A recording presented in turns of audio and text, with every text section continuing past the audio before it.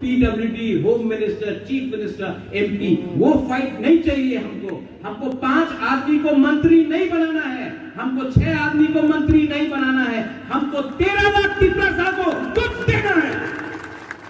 जैसे श्यामा बाबू ने दिया, जैसे नगेन बाबू ने फाइट किया, जैसा वीर विक्रम ने अपना जिंदगी को दिया।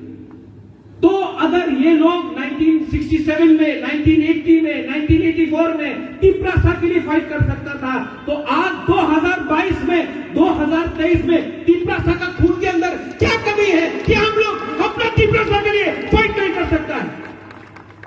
I request all of you all, ये स्पीच, ये भाषण पॉलिटिक्स का नहीं है, ये फाइट हमारा भविष्य का है, ये फाइट हमारा नेक्स्ट जनरेशन का है, ये फाइट हमारा।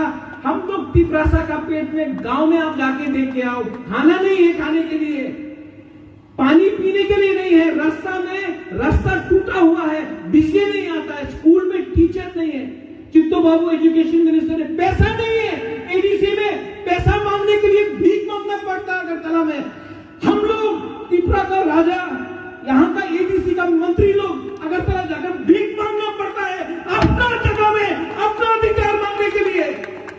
तो कितना साल तक और चुप बैठे, कितना साल तक कॉम्प्रोमाइज करे, कितना साल तक हम लोग अपना तिपरासा को धोखा देकर अपना मंत्री, अपना घर बनाए? अरे मेरे भाई, मेरे दोस्त, एक बार, सिर्फ एक बार, 3 महीना बाकी है, ये बार फाइट करके पूरा इंडिया को दिखाओ कि बुकुंग वाला लोग और अकेला नहीं बैठेगा।